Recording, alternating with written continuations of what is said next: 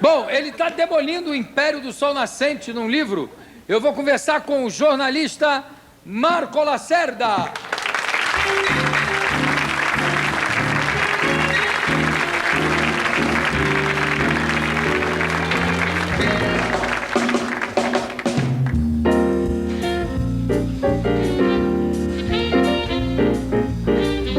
Ô Marco, cadê o livro? Me dá aqui o livro.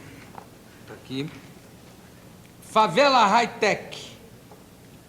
Uma modelo brasileira e um jovem americano milionário vão tentar a sorte na terra do sol nascente e do esplendor econômico. Arriscam-se, acabam caindo na vida e encontrando a morte. Tá aqui. Não é um livro de ficção, né? Não. Tem partes dele que são ficcionadas, digamos assim, mas é uma história real. Mas é colocada em forma de ficção, vamos dizer assim. Tem um trabalho extenso de reportagem no livro. Quanto tempo você ficou no Japão? Você ainda mora no Japão? Moro. Estou indo no final da semana. Há quanto tempo você mora lá? Estou indo há 3 anos, Jô. Já está falando japonês? Shoto. Shoto. Quer dizer, Um pouco. Pouquinho. Shoto. Ler, nem pensar. De jeito nenhum. Kanji, não dá canja, né? Não dá canja. Não dá. E como é que é? Você não se sente muito isolado morando lá, sem falar direito e sem... Sinto muito. Aliás, fazendo esse livro foi uma coisa terrível, porque eu terminei de escrever o livro e não tinha para quem mostrar. Eu escrevi esse livro, é um trabalho de reportagem de 1 ano, e, na verdade, o romance, a história, o escrever, foram só 4 meses. Mas não tinha para quem mostrar, porque no Japão tem muito jogador de futebol e muita cabrocha brasileira, né? Que não estava muito interessado no meu livro, né? Então, eu tinha muito... me sinto um pouco isolado no Japão. Aliás, qualquer estrangeiro se sente muito isolado no Japão. Você faz o que no Japão hoje, Marco? Eu sou correspondente, sou jornalista, o correspondente colaborador da Editora Abril. Sim. E trabalho com projetos, eu dou um workshop sobre literatura brasileira em algumas universidades, em algumas escolas. Faço traduções, basicamente disso. Apesar disso, você é fascinado pelo Japão? Sou fascinado pelo Japão. Quer dizer, você volta para o Japão e ainda fica quantos anos lá? Não, 1 ano mais dá conta do recado. Aí encerra um ciclo. Vamos falar um pouco do livro. De repente, você diz que o Japão é também um grande favelão moderno? Sem dúvida. Como assim, Marco? Porque a gente tem uma ideia do Japão, apesar de, por exemplo, em São Paulo, né? Hospedar a maior comunidade, o Brasil, na verdade, hospedar a maior comunidade japonesa fora do Japão, a gente conhece muito pouco a respeito do Japão. Os próprios japoneses brasileiros, os próprios nipo brasileiros, conhecem muito pouco a respeito da cultura oriental. Por que é uma favela high-tech? É porque a gente nunca imagina, por exemplo, eu escrevo nesse livro aí, que o Japão é um país com uma economia de primeira classe, um regime político de segunda, porque a Constituição ainda é aquela ditada pelas forças de ocupação americano, e um estilo de vida de quinta, porque é inacreditável a maneira como as pessoas vivem. Os apartamentos onde eu moro, num deles, e 99% da população japonesa também mora no mesmo tipo de condição, que são apartamentos que eu costumo chamar de 2 para lá, 2 para cá. 2 passos para lá, você está no corredor do prédio. 2 passos para cá, você despenca da janela. Porque é realmente tudo muito pequeno e é um cubículo onde mora um pai, mãe, 2 filhos e onde tem que caber também um instrumento musical, freezer, televisão de alta definição e toda a parafernália eletrônica, né? Toda aquela coisa que a televisão manda a família comprar. Então, realmente a coisa do espaço faz todo mundo, você andando de trem, naqueles metrôs e olhando a paisagem, que tudo que você vê é uma grande favela, só que uma favela de luxo, né? Sim. High-tech. Uma favela high-tech. É. O caso daqui da Adriana e do Christopher, que você conta no livro, como é que é a história? Qual é a história que há entre a máfia japonesa, entre a prostituição? Conta um pouco a respeito disso. Do livro, né? Essa é uma história interessante, porque isso aconteceu assim na porta ao lado. Sim. Eu, quando me mudei para Tóquio, fui aconselhado pelos correspondentes estrangeiros acreditados lá que não me mudasse para um bairro tipicamente japonês, por causa do problema da língua, né? Num bairro desses, até você, num caso de emergência, né, até você ser atendido e entendido, já pode ser tarde, né? Então, eu me mudei para uns chamados guetos, onde se concentra um número muito grande de estrangeiros, onde a língua corrente é o inglês, né? E era meu vizinho de porta, de apartamento de prédio, um americano rico, um garoto americano rico, que estava estudando japonês no Japão, chamado Christopher. E a primeira matéria que me pediram da Editora Abril, então eu estava chegando no Japão como correspondente da editora de 5 revistas da Editora Abril, uma delas era a revista Playboy, e eles me pediram uma matéria sobre a indústria do sexo japonesa.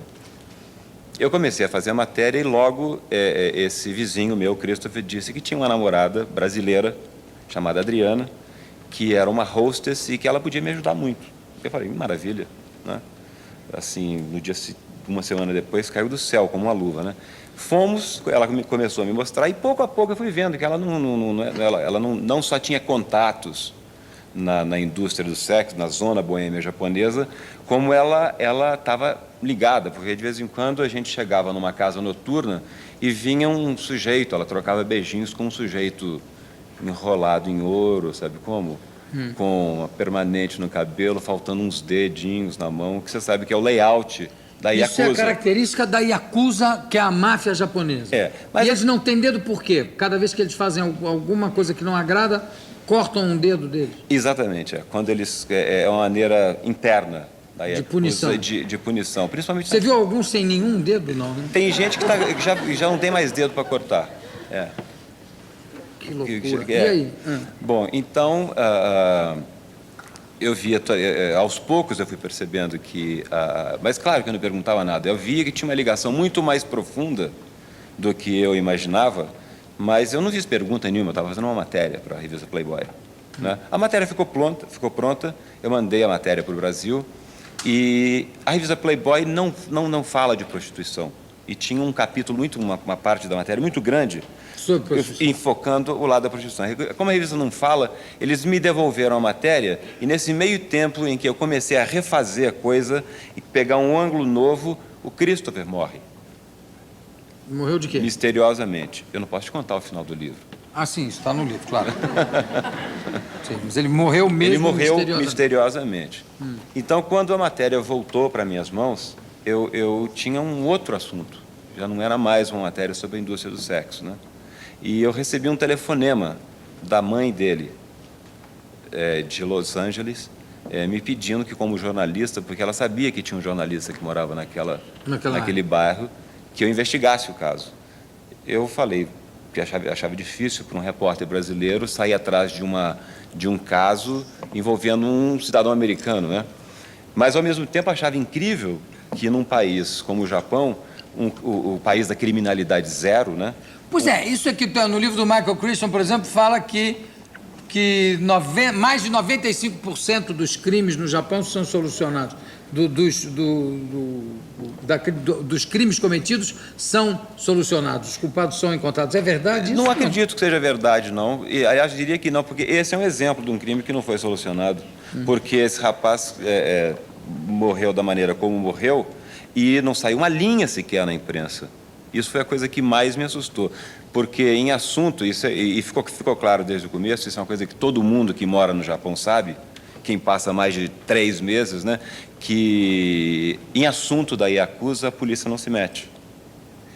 Ah, bom, quer dizer que essa criminalidade zero não leva em conta as atividades da Yakuza. Essa ideia da criminalidade zero passou a ser uma coisa discutível, a partir do momento em que comecei a investigar isso. Sim, quer dizer, criminalidade zero desde que não envolva a Yakuza. Né? Desde que não envolva a Yakuza. Agora, é estranho, de qualquer maneira, o fato de ter sido um assassinato uma morte ou um suicídio, as opções são todas levantadas no livro. Eu estou tentando não... Não vamos... Tá. Mas um episódio envolvendo um estrangeiro, isso é muito estranho, porque é um dos códigos da Yakuza é não matar ou não eliminar pessoas que não pertençam à chamada família. Sim. Da Eles Yakuza. só se matam entre eles. Entre si. Tem uma história qualquer que gira, o livro ia se chamar Muzuko. O que quer dizer Muzuko? Pois é, isso aí é a parte mais... É o seguinte, é porque a história desse livro tem muito que ver com a relação dessa menina, Adriana, que é uma modelo brasileira, uma deusa japonesa brasileira, né?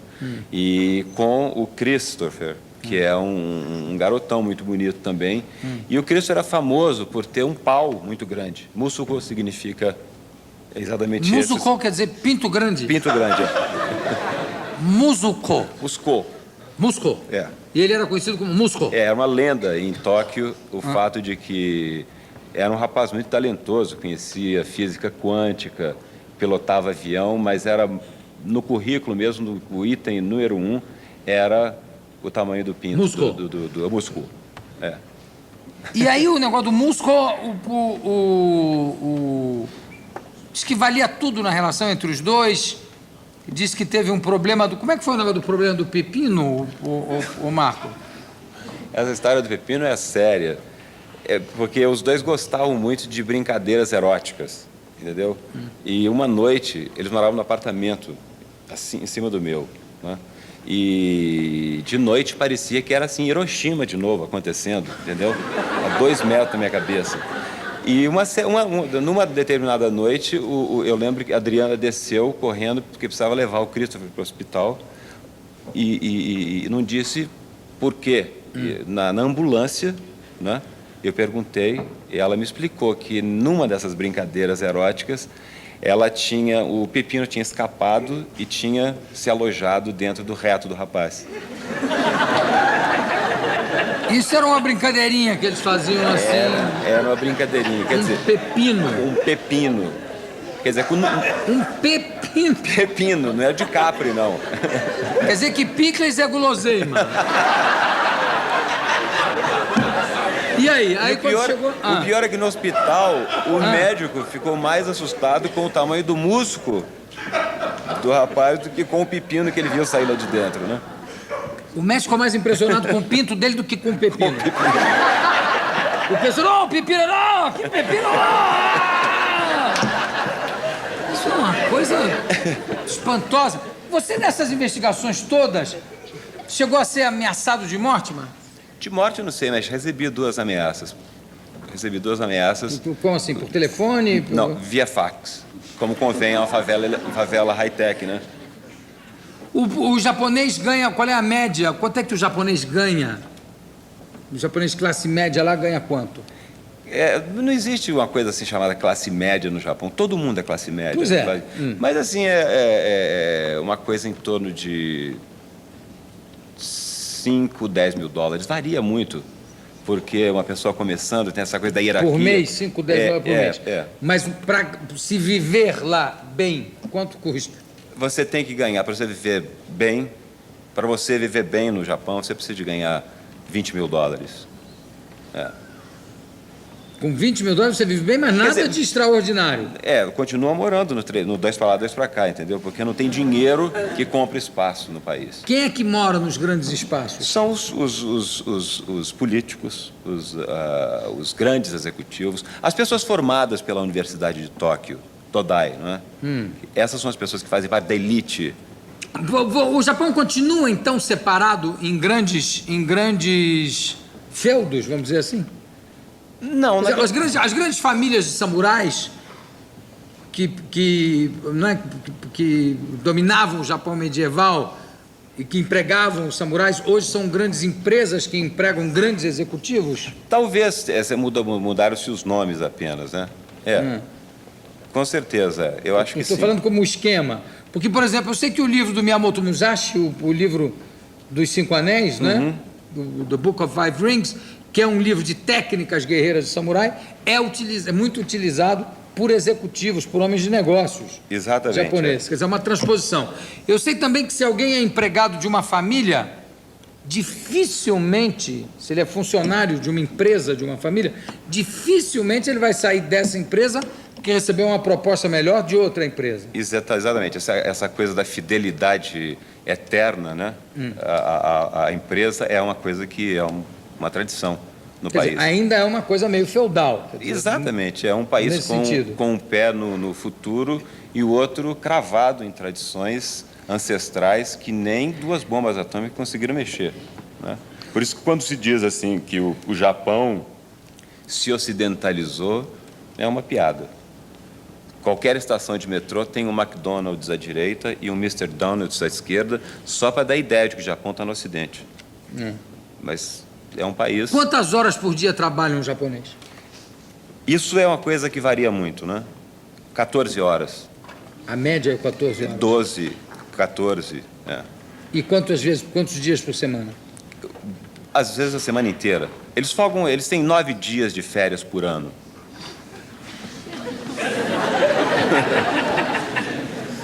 E isso, e não tem leis trabalhistas que... Não tem ninguém tentando lutar contra isso? Tem algum partido que se opõe a esse tipo de coisa? Existe uma tentativa, existem movimentos muito incipientes, entendeu?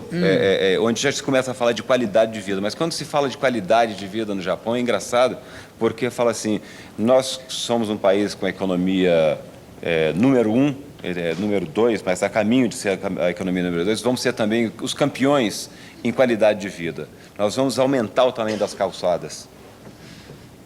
É colocado como uma prioridade. Aumentar o tamanho da calçada? Vamos ter mais trem para que as pessoas possam ler jornal do metrô, porque ninguém lê. O metrô... Os trens vão ser mais largos. Como é que são os motéis? Os motéis são hilários, né? Aliás, a minha matéria esse livro começa com uma matéria para a revista Playboy, onde a ênfase eram era o parque de diversões da Yakuza, né? Então, eu visitei vários motéis e eram hilários. Por exemplo, eu fui a um motel que tinha assim um formato, era um quarto imenso com uma cama que tinha um formato assim de um Cadillac estacionado numa coisa que parecia ser um restaurante chinês. A cama tinha um formato. Mas eu vi assim, hotel onde a cama tinha forma de gôndola, tinha uma imitação da nave Columbus, tinha uma cópia idêntica à carruagem que levou a Rainha Elizabeth no dia da coroação dela. Tinha o que mais? Que coisa. Enfim, em matéria de kit, né, nos motéis é onde o japonês realmente exibe a paixão que ele tem pelo kit. A gente falar em suicídio no Japão é redundante, né? É extremamente redundante, porque faz parte de uma tradição milenar, até por parte dos próprios samurais, que quando desagradavam aos seus mestres, ou aos seus donos, vamos até dizer assim, né? Exato. Se matavam porque a morte era melhor do que a vida com desonra. Essa tradição continua existindo, de certa forma? Ainda existe muito suicídio no Japão? Continua existindo. Eu indo para 3 anos no Japão, presenciei 3 suicídios no metrô. E mudaram-se as formas, né? Agora, em 1992, esse número cresceu, eu não me lembro qual era o número anterior, mas para 25 mil. Eu acho que era 17 mil. Agora são 25 mil por ano. 25 mil. E aumentou também a incidência do suicídio entre adolescentes. No livro, tem uma das personagens do livro, tem um filho, um adolescente, que se mata, e é contado no livro por que essa criança, que esse adolescente fez isso. Se mata. Ô Marco, a Adriana é uma brasileira Nisei, é isso? É uma brasileira Nisei. E ela fala japonês? Fala japonês e inglês. Continua morando lá? Isso é um enigma do livro, eu não sei onde... Ela sumiu? Ela desaparece, ela desapareceu. Tem muitas brasileiras que são atraídas pelo milagre econômico japonês, pensando que vão lá fazer a vida e acabam se transformando apenas em prostitutas nas mãos da Yakuza? Eu não sei te dizer o número disso, porque isso é difícil a gente saber. Eu acredito que seja muito, porque essa garota faz parte dessa grande leva de decassegues né, que são japoneses brasileiros que vão para o Japão trabalhar em fábricas, né, fazer um pé de meia e passam 2, 3 anos e voltam. E eles conseguem? Conseguem. Eles têm mandado uma coisa em torno ganham entre $2.500 a $3.000 por mês e, no total, mandam $2 bilhões e 500 mil por ano para o Brasil, que é quase equivalente às exportações do Japão para o Brasil, em dinheiro. Outra coisa que se comenta muito, eu não me lembro exatamente em que livro eu li, que a tecnologia de ponta japonesa eles guardam segredos sobre essa tecnologia de ponta e que, na realidade, o que chega até nós ou até os Estados Unidos ainda chega com 5 anos, 5, 6 anos, às vezes 10 anos de atraso. É possível isso? Que eles estão ainda 10 anos à frente do que estão soltando hoje? Pode ser, porque uma das outras matérias que eu fiz como correspondente, eu fui a Tsukuba, que é uma cidade científica, que é a cidade científica do Japão, e vi coisas fantásticas. Realmente, uma das coisas que mais me impressionaram era o grande espaço que eles tinham para desenvolver técnicas contra terremoto. Entendeu? Então, era assim, nesse espaço eles têm prédios de tamanho natural, entende?